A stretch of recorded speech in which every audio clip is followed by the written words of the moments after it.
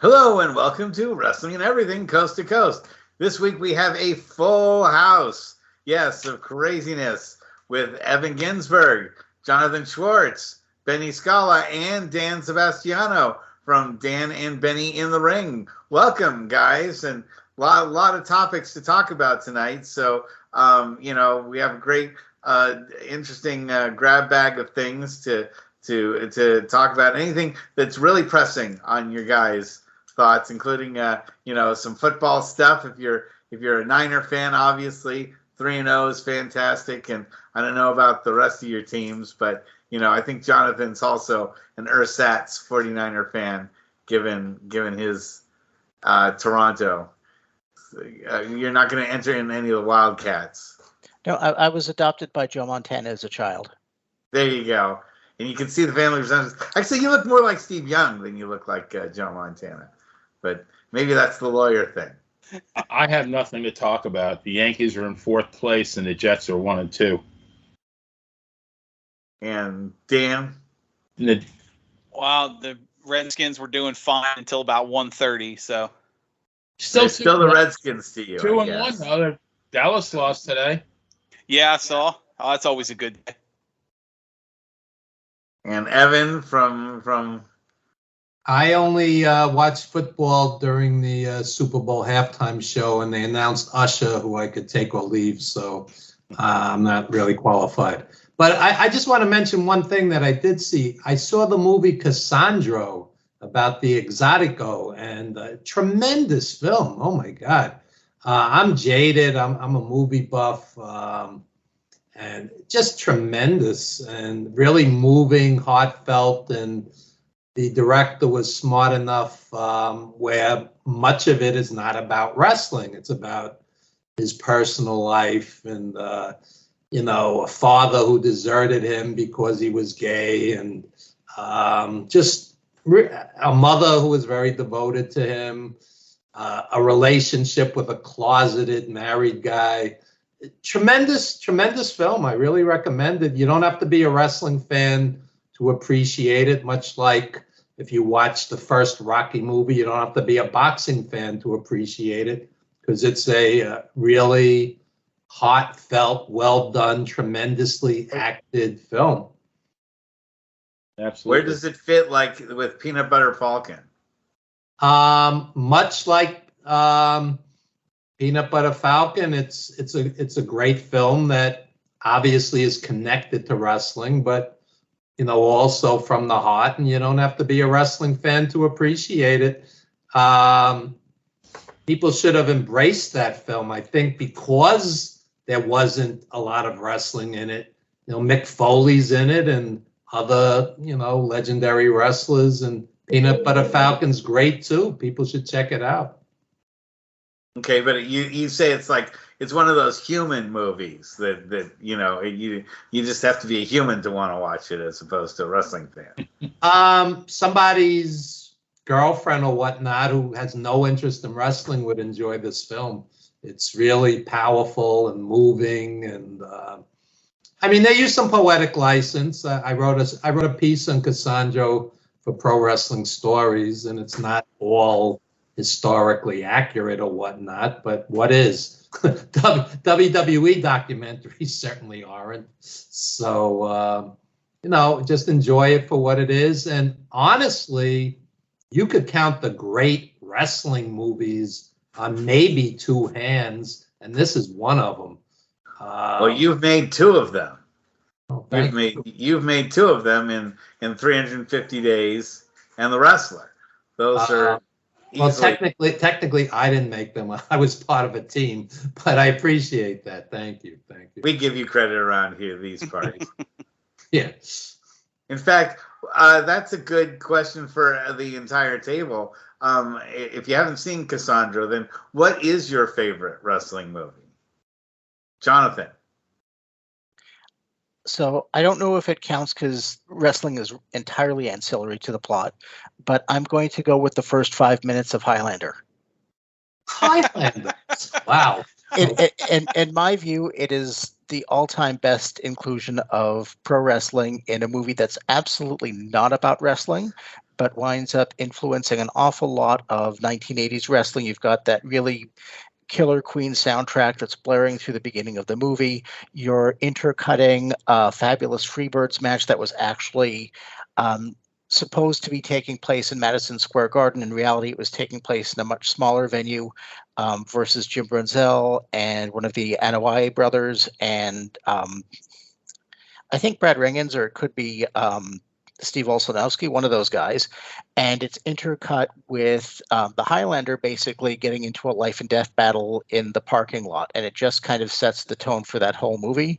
And an awful lot of the kind of imagery and the kind of style that went into that movie, you can see kind of echoed through a lot of, it was one of those films that's kind of influences a lot of 1980s, early 1990s culture, and it's been borrowed from extensively. The other one I'm going to cite mainly in tribute to my dad is Mighty Joe Young. One of the early Giant Ape movies alongside King Kong, and there's a really important scene in that movie where they establish Mighty Joe Young, who's the giant ape, gets into a tug of war with a whole bunch of wrestlers, including, I think, the French and Swedish Angels. So you're talking the original Mighty Joe Young. There is no other. There is a second I don't one. do remakes. I do that remake because a guy I went to high school with, it was the head animator for Mighty Joe Young. And that's how it was some of his claim to fame. But anyway, Benny, your favorite wrestling movie? I would have to say The Wrestler #1. And then number 2 would be, and we had this gentleman on, Dan and Benny, a couple of weeks ago. His name is Christopher Whaley. He's actually a pastor in Orlando. And he wrote a book called, and then a movie made of, The Masked Saint. So he actually, he got trained by Boris Malenko in the late 70s, and he wrestled mostly in indies in both Florida and Texas. Well, he did wrestle Adrian Adonis and The Undertaker in the course of his wrestling career, but kind of like George Steele was the student, and he went under a hood so that, his students wouldn't know that he was wrestling. Chris Whaley actually wrestled as the Saint, because he didn't want his congregation to know that he was, that he was a wrestler. But he actually, what I really like about the movie is he takes it one step further, though, that when things happen, like in his congregation, when he has like a wife beater in the congregation and a kid abuser, that he actually takes it a step further, and he finds these people, and he has some, I guess you might want to say, unsanctioned matches with them to show them the error of their ways. Really a good movie. Roddy Piper's in it. He made, I think it was, what Dan was it, just a few months before he passed away, I believe. Yeah, it was, I want to say it was like they filmed in April and he passed away in June or something like that. It was very close. Like that was the last project he worked on. And Diane Carroll, who was, I guess, Deanna Devereaux on Dynasty, played Miss Edna, who was his mentor. Very good movie. It's a sleeper. You got to see it. And Dan, what is your favorite wrestling movie? Well, I mean, it's a lot to think about, but it'd probably be a real close toss-up between Scooby-Doo, the WrestleMania Mystery, and the movie Russell Madness. I mean, when you have a wrestling dog beating up Johnny Nitro, that's top-quality Hollywood stuff right there. Oh, yeah. You know what's a great wrestling movie that people really don't talk about? Night in the City with Richard Widmark. What a great film. Film noir around 1950, 51. It's set in the wrestling world, and everybody's kind of shady, and it's tremendous film. Night in the City. And I will drop one that even all you four have never heard of. And this will impress all you guys, because you guys thought you knew everything about wrestling, but you've not seen the movie called Atomic Blue Mexican Wrestler, have you? No, I haven't. Nope. And the reason why is it's the only film out of this group that I'm actually in. My friend made it he graduated from UCLA and was part of the film school, and then worked with Roger Corman, of all people. And brought together a bunch of folks down in LA to make a kind of tribute to the old style Saint movies, where You have a guy named the Atomic Blue Mexican wrestler who wears the mask all the time throughout the entire film, and is trying to help out a bunch of kids save an orphanage kind of thing, and fight against the bad guys. The thing was, the original, they had a scene in the ring where this guy named Black Angel was fighting, but they couldn't make him say anything during the actual match itself. He was like super quiet and didn't speak English, so he never said anything. So they had me come in and do voice dubs for him, because I happened to. My brother and I went to watch the movie being made, and then we were sitting there, and then he's like, during the whole thing, he's like, "Come on, make more noise, grunt and growl, when you lift the guy up, go, ah." Because that's what the directors want to hear. They want everyone to be Iron Mike Sharp, basically, in the ring. You have a James Earl Jones voice presence, do you? Yes, yeah, I do. It's there in the credit. I'm actually the voice of Black Angel, the wrestler, and it's just going the oof, ah, and and that kind of thing. So did you take 7 showers after the making of the movie, like Mike Sharp would have? Oh man, I'll tell you this. They started at 6 a.m. and we were up till maybe 2 a.m. filming. So it was I wish I'd been able to take 7 showers, because, and this is the thing that Evan can tell you about. Just everything that goes filming wise on a set takes 4 times longer than anybody budgets for. And so, what you think is going to be like one take, you're like, oh, that was terrific. The director's like, no, that was awful. Do it all over again. It depends on the director. I've acted in some films, they'll do 20 takes. And when we did The Wrestler, it was like guerrilla filmmaking. We went into Ring of Honor shows and other shows, and they were angry we were there. We were interrupting their wrestling cards. And at one point, Aronofsky actually got on the mic and said, guys, we want to make you proud. We want to do something good, but you got to give us, a little time to film. And it was like 1 or 2 takes in and out, because they just didn't want us there. The crowds weren't being cooperative. The Wrestler was done on $6 million, which is nothing. That's like the food budget on the Avengers, or whatnot. Right. And we, most of the time we weren't paying for extras. Those were real wrestling fans at real cards. So it was almost like a documentary. Those were real fans. It depends on the director. I mean, Aronofsky could do it on 1 or 2 or 3 takes. Somebody else will be 20 or 25 takes, every possible angle. It depends how obsessive somebody is also.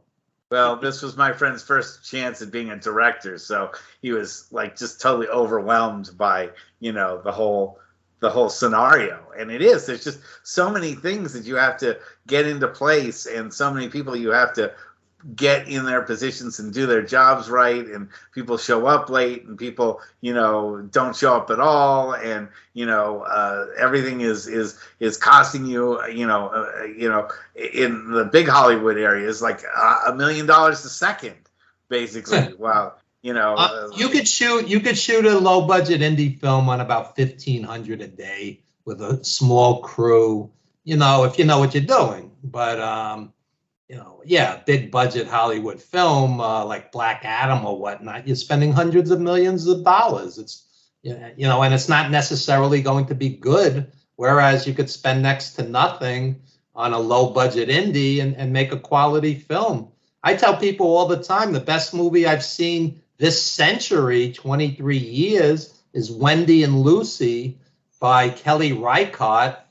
It's about a woman and her dog and her old car. And there's no budget, and it's a beautiful film. So, you don't need a fortune of money to make a great film, and sometimes you spend a fortune of money to make absolute crap. So, it depends on the filmmaker and the actors and the crew. Speaking of fortune of money to make absolute crap, that brings us right into the sale of the WWE, and that's the perfect segue for that. So let's talk a little bit about the merger and also the release of another set of quality wrestlers and semi-quality wrestlers. What do you have to say about that? Let me bring it over to Jonathan for his first thoughts.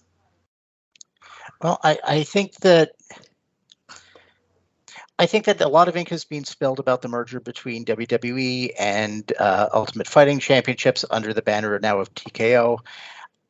I have to admit, I kind of lost patience with it pretty early on when you realized that the two parties who are leading each branch of this new company, one of which allegedly misappropriated company funds to pay off his former mistresses, the other one was caught on camera allegedly hitting his wife.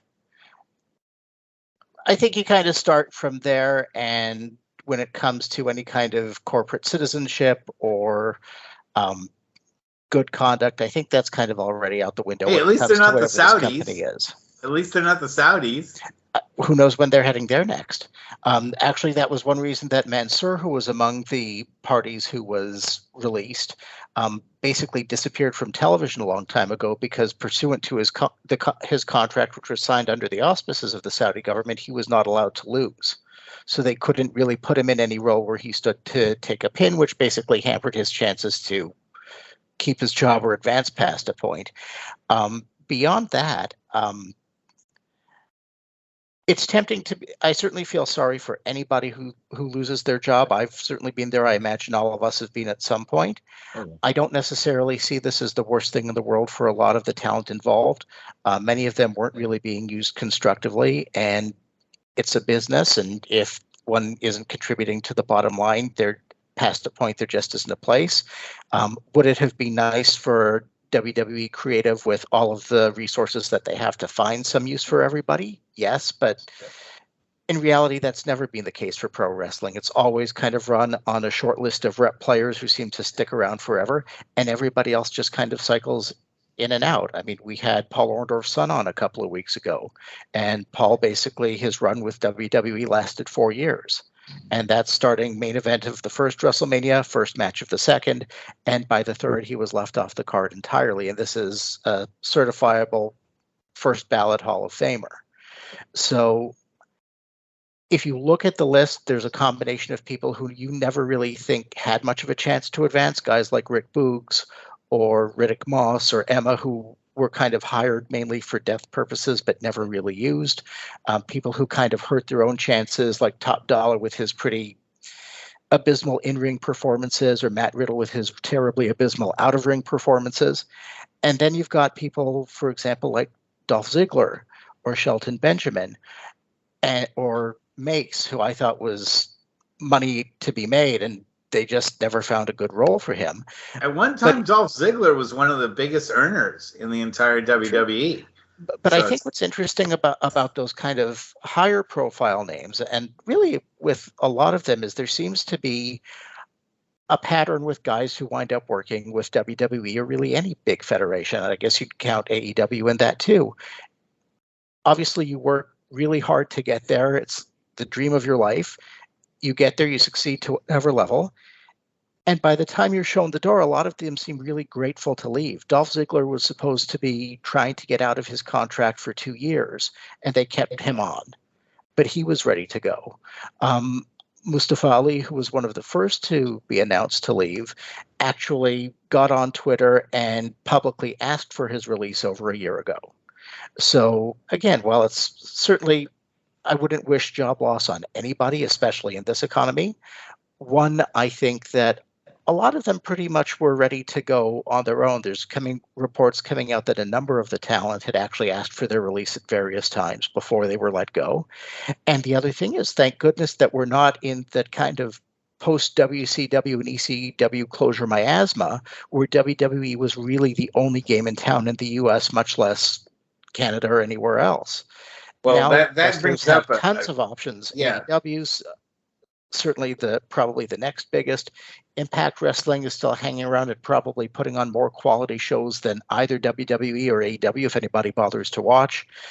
NWA is doing interesting stuff, and JPW's made inroads into the North American market. AAA's putting on gangbuster shows. So there are a lot of other places for people to work if they still choose to maintain active ring careers, which for a guy like Dolph Ziggler, who's 42 years old and has apparently been careful with the money he's been made, or Shelton Benjamin, who's about 46, or or Elias, who's in his late 30s.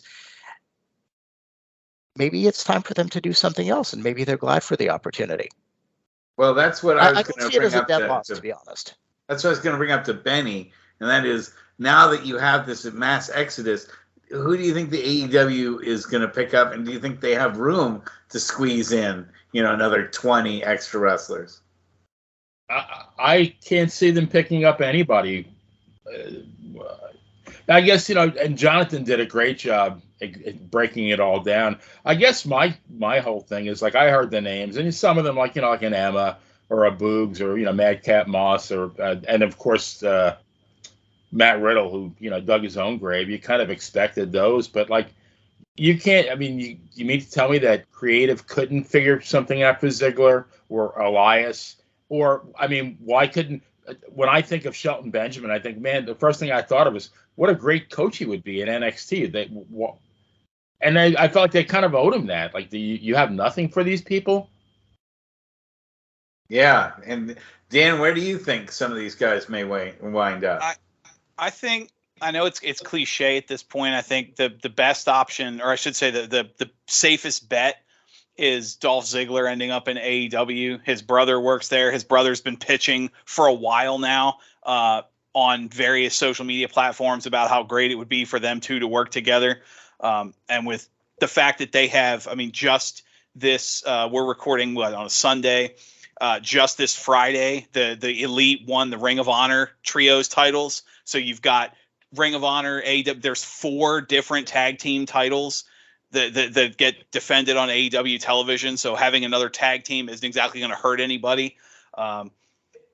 Plus now that they've kind of molded Collision into a second Rampage, you've got a main show and then several hours of B show. So you could pick up someone like a Rick Boogs or an Emma that has a little more experience and might be better at working with some of these younger guys. A lot of AEW's roster, as Jim Cornette would say, is greener than a pepper tree, and they could use somebody like a Dolph Ziggler who could work in the ring with them, assuming they're willing to listen. That's a whole nother problem.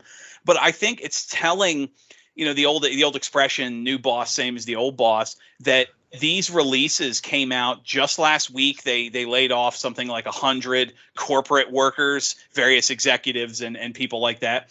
And then they announced, we've got the merger, the $6 billion, Vince McMahon, something like 6,000 times more than he paid for it is what he's going to end up pocketing from this deal. They announced the deal with moving SmackDown from Fox to USA, which is $1.4 billion more over the length of the contract than they were going to get from Fox, some huge boost, 40% or something like that. So we've got more money than we'll ever know what to do with, but we're going to lay off all these people because we can't, now is the time for budget cuts. Like, that's a kind of a bad stigma that you have this huge financial boom in your company. Literally the same day the press release comes out is the same day that you lay off these workers.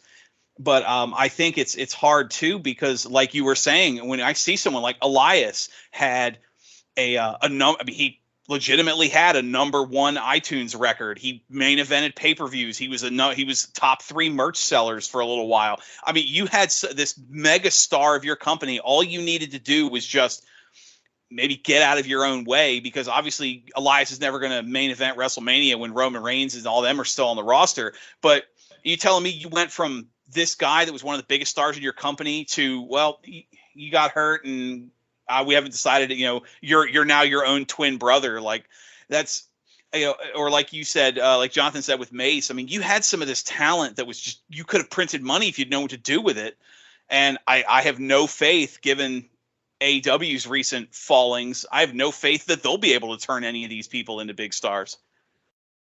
That's why when I hear that Vince McMahon made wrestling better, he made it better for himself, in my mind, because, and this is a problem that he created, because back in the day, there was never a problem with a wrestler needing work. They went to a different territory. There was always another place for them to go. And now there's not, or there's very limited.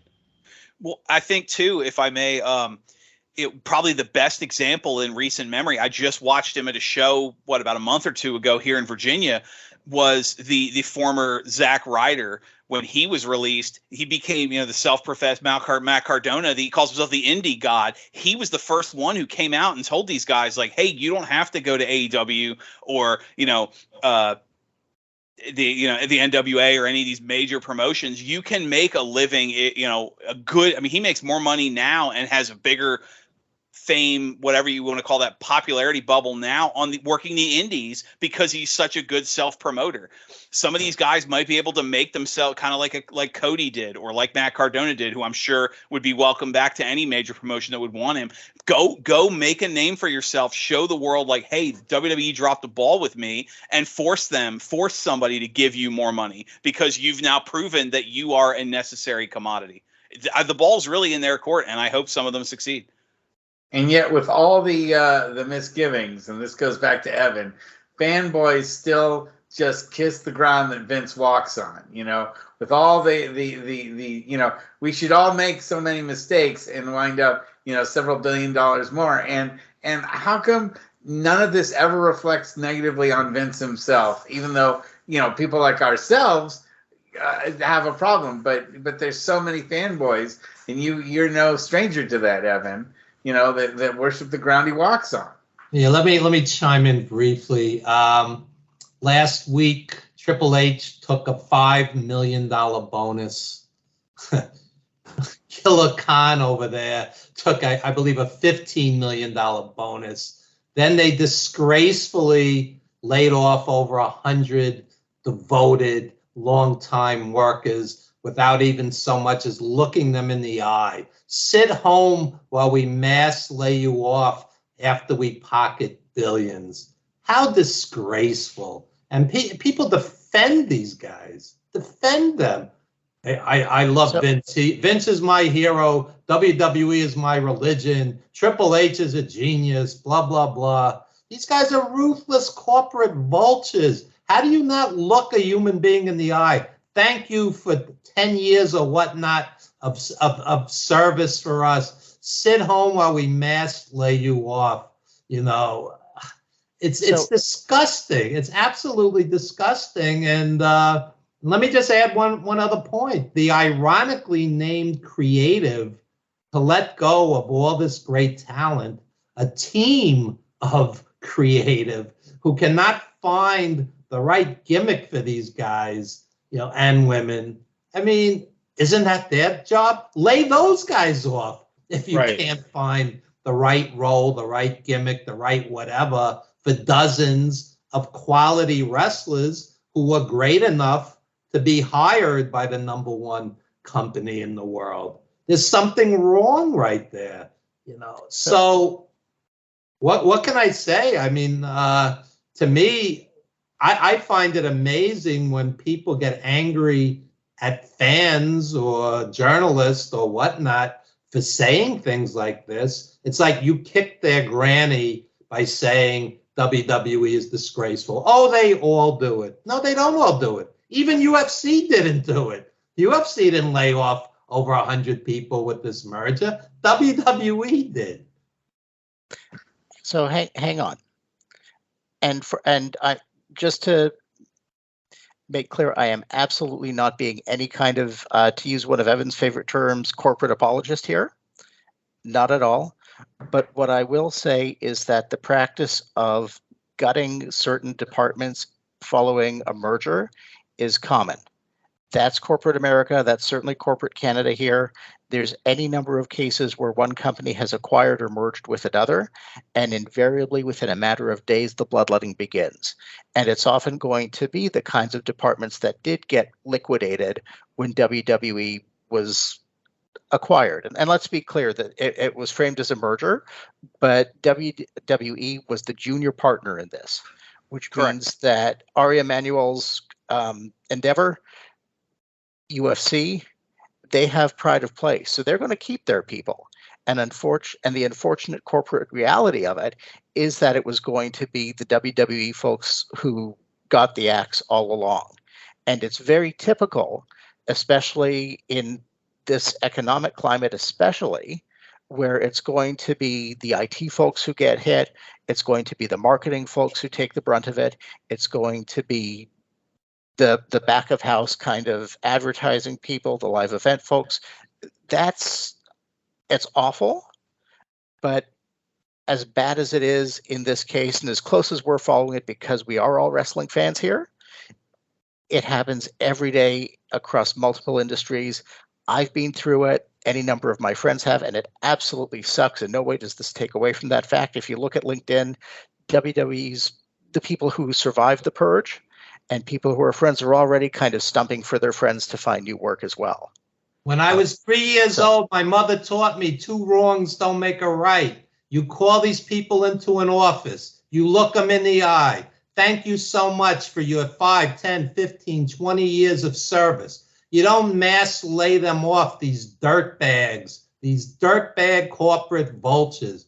You look them in the eye like human beings who have families and kids and bills and the rent coming up on October 1st. I'm sorry, Jonathan. I'm sorry. 2 wrongs don't make a right. Not excusing it. I will tell you, having been in that situation myself, having enough people who are close to me who've been in that situation themselves, the other thing to bear in mind is the person who's doing the firing can never look you in the eye. Well, that's cowardly. Cowardly. It doesn't make it right because 500 other, 5,000 other corporations did the same thing. It doesn't make it right. And Benny, your thoughts? It's funny, we're talking about movies. I just thought, the way Evan was talking, I thought about the movie Up in the Air with George Clooney. Great great movie. They should have hired him to fire everybody. I actually remember that movie too, where he's the guy that fires the guy that they hired to fire a bunch of people in Axeman. Yep. Yes. Well, certainly, maybe they need to get Barry Darso to come in as he can be, instead of being the Repo Man, he can be the Axeman, and they can have him, on air fire everybody in the ring. Let me throw something else in before we get off this subject. Superstar Billy Graham and one of the Bushwhackers just died recently. They both needed GoFundMes for hospital bills and burial. How despicable. You got a company that just made billions and billions of dollars. Take 1% or half of 1% of that unbelievable windfall and make sure your champions, your legends, the people that built this company don't end up going out that way. Come on. These guys who work 300 plus days a year should have had 401ks, benefits, health insurance, etc., so on, like any other person that devoted themselves to a corporation for many, many years. How disgraceful. I mean, how are they not employees? How are they not employees? Exactly. And how are they not unionized? And it's very sad that Benny Scala is in the witness protection program, and we had to darken his image for this show, but he's speaking the truth. Yeah. That was Jesse Ventura's big point. I think it was I want to say it was Rogan, but it was one of the podcasts he was doing where he's like, he was basically laying it out. He goes, can you work somewhere else? No. Can you choose your own hours? No. And he's breaking down all the caveats that require you to be an independent contractor. And he's like, you work where we tell you, when we tell you, with who we tell you, and you only work for us, and we own you in and outside this company, but you don't work for us. Like you're not actually an employee here. Right? Yeah, work for us twice a day sometimes. Yeah. 2 matches a day. And in California, they've actually changed the classification to really narrow what can be called an independent contractor. And they say in any situation where it doesn't seem like you're an independent contractor, that makes you an employee almost automatically. So I'm going to be interested to see how, but of course, Vince McMahon plays shenanigans and says, well, I'm not really a California company, I'm really Connecticut, and Connecticut doesn't have those laws, so I still shouldn't be held under that. Even though I can make my wrestlers fight in California anytime I want, I shouldn't be subjected to California law. So it goes back to a thing that Jonathan can probably talk a little bit about, although you're in Canada, not in California. But what is the status of independent contractors in Canada supposed to be about? Jonathan, you're still on mute. Sorry. Well, they certainly exist up here. Employment law is usually handled province by province, so I can only speak to what we have in Ontario. And even then, it's a little bit outside my realm of expertise. But I completely agree that if WWE has in the past had a separate Canadian office. Carl DeMarco was actually head of it, but they shut it down several years ago. And over time, I believe there had been rumblings that, the province was looking into the employment status of wrestlers who work there. I know and there's been several wrestlers who lived in Canada over the years and maintained homes here. And I think that there were always some questions about jurisdiction and what would attach to them. Because you have to remember, for example, if you're Canadian and you work in Canada, you have access to pretty decent healthcare, things considered, without having to go get it privately. So there were a number of instances where you'd have talent who lived up here, who were resident here more than 6 months out of the year, which is the requirement, who'd be on the road primarily working in the United States, would get hurt there, and potentially relying on our healthcare system in order to get them better, as opposed to the private resources that you'd have if you lived in the States working for a U.S. company or independently contracting for. I mean, I think that's another thing that kind of comes out with a lot of the corporate shenanigans that you hear about with WWE, that they get a lot of press for those moments where they do kind of, for the wellness program, for example, where they've made it open to anybody who ever worked with WWE, notwithstanding that you could argue that they also set up the conditions where a lot of these people wound up with substance abuse issues in the first place, arguably. You hear a lot about those random cases where Vince personally opened his wallet to take care of somebody who he had a certain affinity for. But like Evan noted, that's personal largesse. That's not any kind of plan that actually looks after people. So, it's great that, I think it's wonderful and entirely appropriate and terribly sad that WWE's taken to looking after the late Bray Wyatt's family. But there's any number of families that are left behind under similar circumstances who haven't been looked after. There's any number of former talents like superstar Billy Graham or Butch or pick any who wound up really in terrible shape physically and financially by the end of their lives. So the fact that it's really arbitrary and capricious and in Vince's judgment, and I know we've all questioned that any number of times, that I think becomes a real problem. And, again, kind of a reason for there to be a push for some kind of, collective movement within WWE. The other thing I'm just by the way, have mention, you seen him with the do-rag that he wore? Yeah, and I'm just not past the mustache. Yeah, the mustache and the do-rag that he was wearing. I think it's possible that he's really sick, but that's just pure speculation on my part. I thought that was a very large condom. That wasn't it? Yeah, but it's too late for that because we've already got the next generation of McMahons running around. So, including Hornswoggle, apparently. So yeah, no, it is weird to see how the WWE is able to, never really set its foot in one place and have the law adhere to it the way that other companies. I mean, you don't see McDonald's or you don't see Amazon. Well, maybe Amazon's maybe a bad example because they do treat people about as poorly as the WWE does. But it is also surprising for me to see so many people apologize for the WWE and make excuses and really, as Evan was saying, give that line that like, well, these people deserve it because, Vince is the smart one and these guys are the dumb ones and these people should be, since Vince is paying them for it, they should just be glad that they're being paid no matter how they're treated. And that's the part that, we don't stand up for with other employees, or most people don't stand up with that with other employees. But with wrestlers, a lot of people are like, oh yeah, well, because they're wrestling and they're doing something they love and it's something that doesn't require any real brains to do it, that, hey, they deserve to be treated like, sub-humans and sub-employees. Evan? I'd be curious. They're on major TV networks, prime time, doing skits, comedy, promos. You know, they're acting. It's scripted. They're being handed a script. I don't understand why they couldn't get into various actors unions or whatnot. I don't know. I don't know the politics there. So I have a theory. First off, actually, since you mentioned that they're scripted, I don't know why the writers are still working, given that there's that huge strike still going on. Yeah, but I'll leave that aside.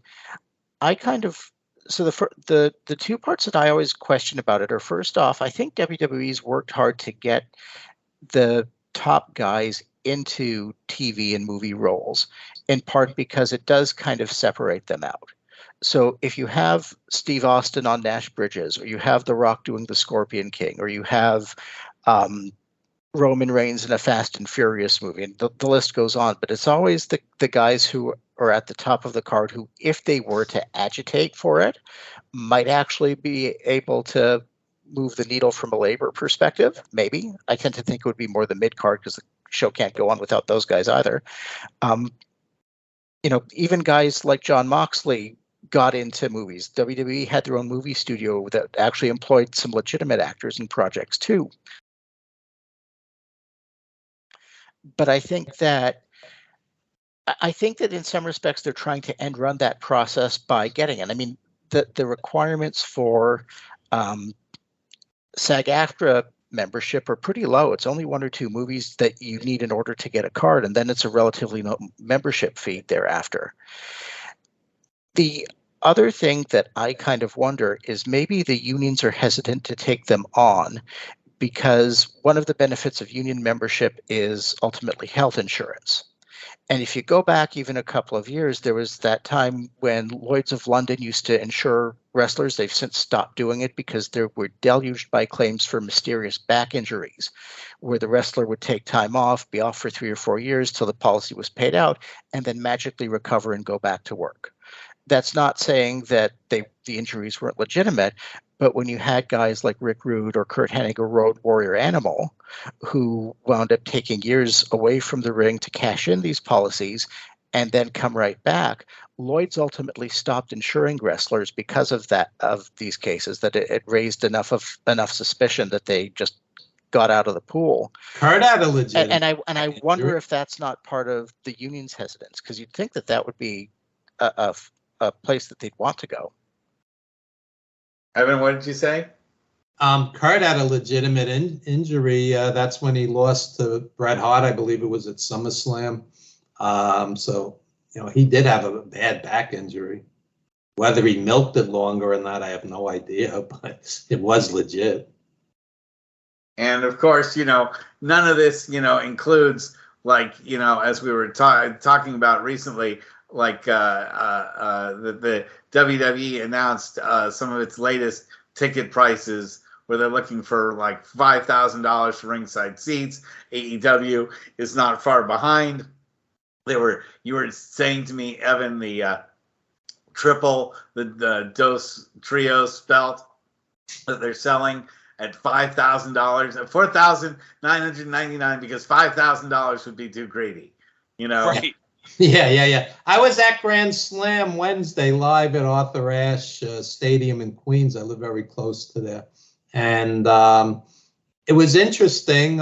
Each year the crowd is smaller. Each year the tickets are more expensive. And ringside was $597 plus fees. And honestly, I'm an AEW fan. Otherwise, I wouldn't bother being there. The card was very good, but nothing warranted $597. I would put AEW, as far as quality, they're nowhere near as good as the NWA Crockett in the mid to late 80s. Not even close.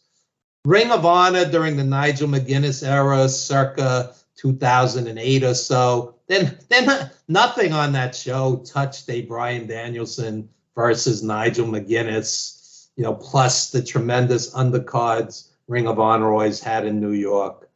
It's quality wrestling. But what they do is they present it like a pay-per-view. You got pyro, you got these elaborate videos, these elaborate entrances. It's very slick and polished. You feel like you're at a pay-per-view. But there wasn't one match I would consider great. The closest thing to great was Eddie Kingston and Claudio, and even that I wouldn't say was quote unquote great. It was a very, very. You could see that on an average, like regular program. I mean, that match. It's a TV taping. They're getting $597 ringside for a TV taping. I don't know where this money mark mania came into place, where they have unlimited funds for this stuff, and there was a line deep. For the merchandise, the T-shirts were $40 a pop, like you're at a rock concert. And my buddy took his nephew and his friend, and between the food, the transportation, the tickets, spent hundreds and hundreds of dollars. So, it's not a cheap night out, and I wouldn't say it was a great night of wrestling. It was a very good night. When AEW came out to the Bay Area, and they don't come out here that often, the cheapest seats were $75. Mm-hmm. And, given what you have to do for traffic and parking and all of that stuff, it just wasn't worth the effort to go see. And again, there were no really spectacular matches. I was a little surprised they didn't use a guy like Danielson on the card in that time, since he's kind of a local favorite since he wrestled out here for APW.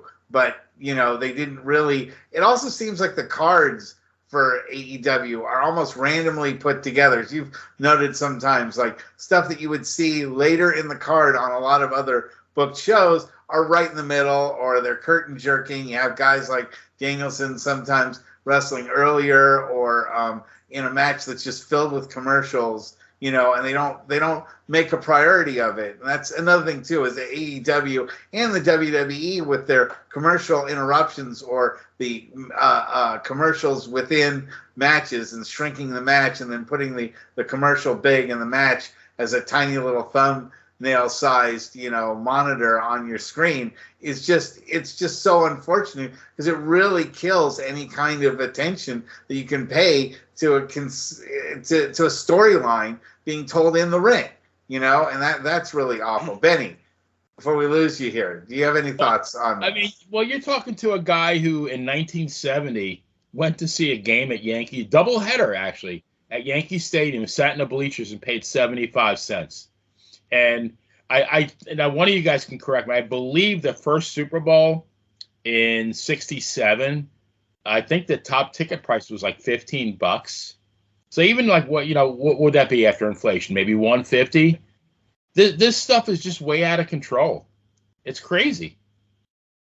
Absolutely, and at some point it's going to hit a crescendo. Also, while we have a few minutes left, I wanted to mention that Evan is hard at work on with Mike Lano on a book on John Tolos, and I know we're of the younger generation set, but I was hoping if anyone had any John Tolos stories they'd like to give to Evan to help him if he needs filler for his book. Now would be a great time to throw that out there. I know we weren't part of like the main part of Tolos's reign, but if you have any memories about Tolos, maybe you can share them. I actually have. It's not like a vivid memory, but the Christmas of 1967, my parents bought me, I think it was a 12-inch Hitachi black and white TV, which I brought up to my room because they were sick and tired of me hogging the set for wrestling and everything else. So I bring it up there, and I'm messing around, and channel 47 WNJU from Newark, and I find that at 6:30 on Saturday nights was the old Capitol Wrestling show from Washington D.C. And so and the reception was so bad that I would take a coat hanger, put it on the antenna, put aluminum foil around the coat hanger, and if I clicked my heels 3 times, it stood on my head from 17 feet. I could actually barely see it, but then so that was 68. I remember about 3 years later, I was up in my room, same TV set. I guess I was 15, 16 then, messing around, And I was going up because I always wanted to see if maybe there was a new UHF channel that I could watch. And lo and behold, channel 41, which was WXTV from Patterson, now had wrestling from the Olympic Auditorium in Los Angeles. And I'm thinking, like, man, this is now. I had been buying magazines for about 3 years, so I kind of knew like what was what around the country. But like now, I have this whole other show to watch. I was in heaven, and that's one of the things. Like I don't understand why people have to choose between like AEW and WWE. Like the more wrestling I got on my TV, the happier I was. But I do remember very vividly that the major heel was Tolos, and the major babyface at that time was Blassie. Yeah. And I think that was right before Blassie went back to WWF. I think Blassie challenged Pedro for the title, I think in 72, but in 71, those guys, I mean, like that was guaranteed to be a classic every time they wrestled. And I mean, Tolos, I looked at his record actually, and I mean, the guy has wins over everybody that who's anybody. He's beaten Mil Mascaras, he beat Blassie, he beat Haystacks Calhoun. I think he won a total of 56 titles in his career. And I think the first one was 1952, and I think the last one was like in the early 80s. So I mean, the guy, it's one of these things where everybody online, they're all quote unquote experts. And these are the same people who call Baron Cicluna or Dominic DeNucci jobbers because they don't have enough brains to know that 10 years before their career ended, or even 10 years, Cicluna was a main eventer at Madison Square Garden. That's right. DeNucci was the equivalent of Bruno in Australia. He won their championship like 3 or 4 times, and he beat Ray Stevens. He beat Killer Kowalski, who were like at that time both top 5, top 10 wrestlers. So Tolos was everywhere he went: Hawaii, Vancouver, Texas, Los Angeles. Everywhere he went, he won either a singles title or a tag title. One of the things that really made me upset was that when he managed the Beverly Brothers in the WWF, I guess it was still WWF at that point, and they called him the coach. They never I mean, and I had been a fan for years by then. I'm thinking, like, that's John Tolos. What, you're not even acknowledging it's John Tolos? I thought that was really shitty of them. I have a whole chapter on that in the book, and Vince basically said, "Don't talk, just blow this whistle, just blow the whistle." One of the best promo cutters in the history of the business. Exactly, one of the greatest talkers in history. And I watched one of his promos today. It's like, holy crap, this guy was good. I mean, he brought people into the arena. He wrestled Bruno at the Garden in '74. I was there, and he called Bruno a spaghetti bender, which was fighting words back then. Oh, yeah, for Italians in New York, absolutely. Yeah, Bruno I'm going to get that guy. He called me a spaghetti bender. But the battles with Blassie at the Olympic, and like even on TV when they would like mostly it was Tolos attacking Blassie at that point because Tolos was the heel. But I mean, that was so real that like you'll never see stuff like that again.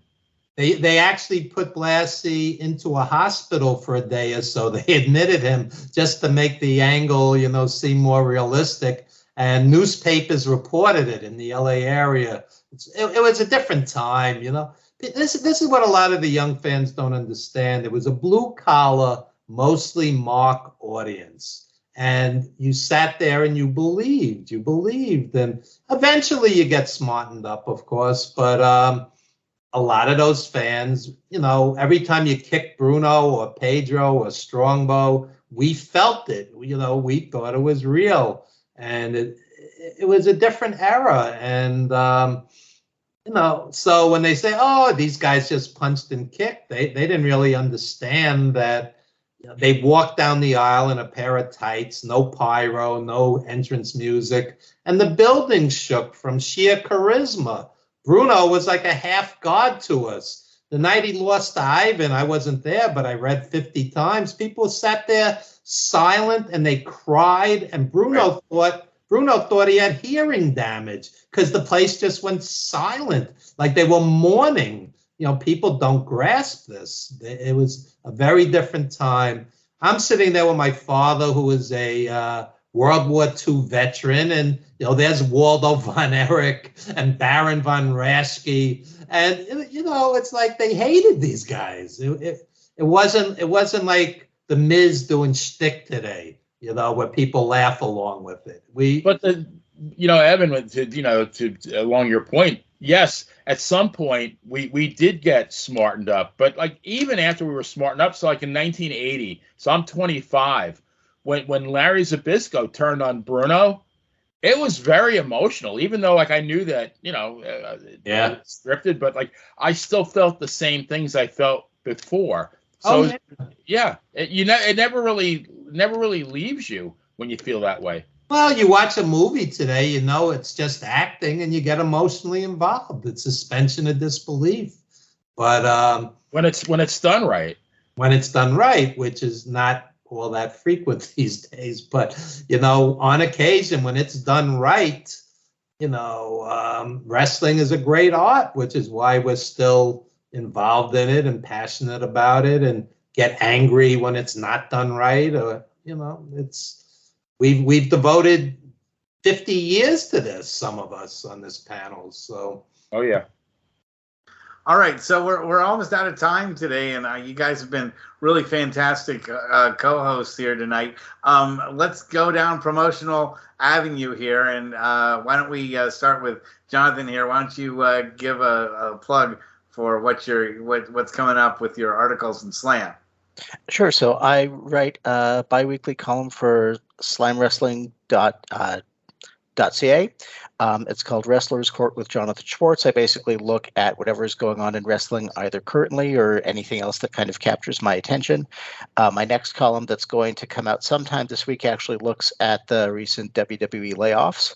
And I think I kind of gave away some of it tonight, which is always fun. The other thing that I just wanted to touch on, and Evan, you'll let me know if this is okay. But we mentioned GoFundMe's, and a mutual online friend of ours, an acquaintance named John Wall, is currently going through some pretty difficult times right now. He's been a guest on the show, so please. So he set up a GoFundMe for himself. He's having some trouble, partly related to health, partly, as I understand it, just related to other circumstances. He is on Facebook. If you have a chance, his name is JONWOHL. By all means, please give generously. He's a good dude. And a mainstay of the New York independent scene. Yes, he's a wrestling manager named Mr. Big. He's done some promotion, and we are a wrestling community. So help this man out. Seriously, he's 69 years old. He's not a kid. He's got a variety of issues going on, and he's a good guy. He's a friend of mine, friend of Jonathan's. And, if everybody gave $1, the guy would be good. So, give something if you can. Thanks. Benny and Dan, you guys want to promote your show and anything else you guys are working on? Well, I'll do my writing part, and I'll let Dan do the show part. But I just turned in my 36th story to Pro Wrestling Stories, and it's actually about Christopher Whaley, the Masked Saint, which I really enjoyed having him on our show. And I had read the book and I watched the movie. The movie actually is a really, really good movie. I recommend anybody who likes wrestling movies to catch it. And I think you can get it off of Amazon as well as the book. But so that should be coming out soon. And I just love writing and I love podcasting, and I hopefully keep on doing both. Could I say something very quickly about what Benny just said? Listen closely to what he just said. He interviewed the man. He read the man's book. He watched the movie on the man. That's journalism. That's being a journalist. That's not stealing from the Wrestling Observer or whatnot and paraphrasing. Benny is the real deal, as is Jonathan, as is Slam Wrestling. Slam Wrestling is wonderful. Anytime a historian, anytime an old school wrestler dies, they acknowledge them, they write them up, they care. much respect to Greg Oliver and Yeah, no, even in the indies they cover them. even the indie wrestlers, who most ignore. Some poor kid drops dead. Slam will cover it. They have a heart. Really, much respect. And Dan, go ahead and plug your show. Well, like you said, when you introduced this, Dan and Benny in the Ring, anywhere podcasts can be listened to. We're also currently now on YouTube. Our friends Monty and Nefero, Benny and I were just talking before the show. We for the first time released the video clips from our 100th episode when we did a very lengthy, it was a little over 2-hour interview with Ken Patera, and some of the stories he's told, mostly the sexual ones seem to be the ones that are going viral right now. So we've had a lot of fun with that. But we've got a lot of good stuff coming up. And like I said, anywhere podcasts can be listened to. I do want to say, though, real quick, Evan had mentioned something about the wrestling fan. I'm not overly involved in social media, but fans can still be I've said it on the show many, many times. Wrestling fans are simultaneously the best and worst human beings on earth. Just today, one of the channels that I follow is a social media channel that was basically entirely dedicated to AEW botches, where he would play various video clips. Recently, the John Moxley concussion / neck injury, and it's like, hey, and he would kind of break down like why things went wrong. You could see he's not tucking the head. You can, this person clearly doesn't know how to throw a kick, that kind of thing. He just announced today he's done with the site. Somebody sent him an anonymous email with his home address, pictures of his children and their school name and a bunch of other stuff, and told him to stop bashing AEW. So wrestling fans are still very violently cultish. It's getting now with social media. It's not quite slashing the tires, the Midnight Express, because they beat up Ricky Morton. It's starting to get a little worse than that, and that's unfortunate. But again, Russ, I appreciate you having us on the show. This was a good time. But yeah, last plug, like I said, Dan and Benny in the Ring. Anywhere podcasts can be listened to, and our videos are on YouTube under the Monty and Nefero channel. Great. Hey, it's great to have everyone here as guests and hosts on the show. You guys are always welcome to come anytime. Love to do your guys' show again when you guys, run out of guests. As I said, when you've run out of absolutely everybody, there's always Buddy Sotelo to fill in. And we'll see everybody again real soon, and have a great week. And thanks for being on the show, everyone. Good night, everyone. Take care, guys.